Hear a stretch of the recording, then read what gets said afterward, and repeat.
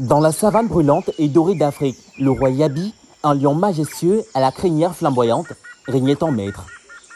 Connu pour sa force et sa sagesse, sa réputation avait traversé toutes les plaines et les collines. Mais voilà qu'un jour, Yabi, fatigué de son royaume qu'il connaissait par cœur, décida de partir en voyage pour explorer de nouveaux horizons. « Je pars pour quelques semaines, les amis. Gardez bien la savane à mon absence. » dit-il en bâillant paresseusement avant de se lancer à l'aventure. Les animaux de la savane, respectueux, l'acclamèrent à son départ, bien que certains étaient inquiets. Car après tout, que serait la savane sans le roi Yabi? Quelques jours après le début de son voyage, des rumeurs commençaient à se répandre, comme du feu de brousse. Yabi, disaient certains, était tombé très malade. Les girafes, avec le long cou tendu vers le ciel, disaient avoir vu Yabi tituber près d'une rivière lointaine. Les oiseaux, perchés sur les arbres, rapportaient des nouvelles effrayantes. Yabi aurait été vu couché sous un baobab, trop faible pour rugir. Et puis, il y avait des hyènes. Toujours promptes à répandre des histoires pour s'aimer le trouble, elles commençaient à murmurer. « Le roi Yabi est mort. Nous en sommes sûrs. Il est mort, c'est évident. » Mais les antilopes, un peu plus prudentes, répondèrent. Peut-être est-il juste très malade. Mais pas complètement, on ne sait jamais. Avec un roi comme Yabi, la confusion s'installa partout dans la savane. Certains animaux étaient en larmes, d'autres hésitaient entre organiser des funérailles ou juste attendre un peu pour être sûrs.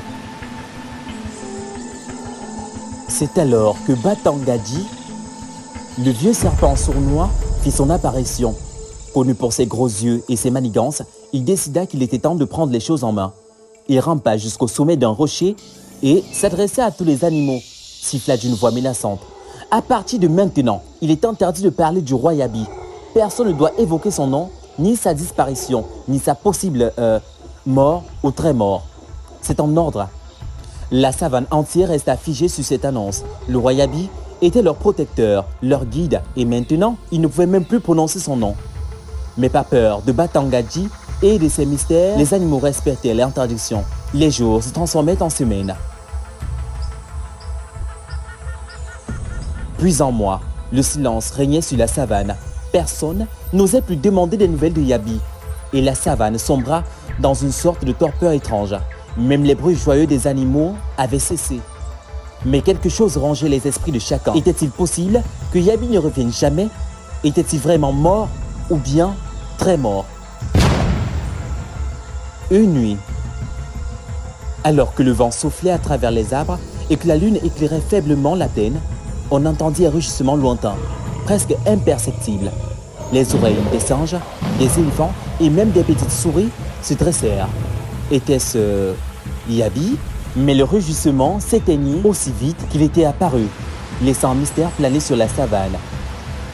Les animaux se regardèrent, mais personne n'osa parler. Batangadi avait interdit de mentionner le roi, après tout. Et depuis ce jour, le mystère demeure.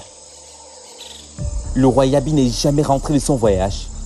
Certains animaux continuent de prétendre qu'il est encore en vie, explorant des terres lointaines. D'autres croient qu'il est mort, ou peut-être très mort.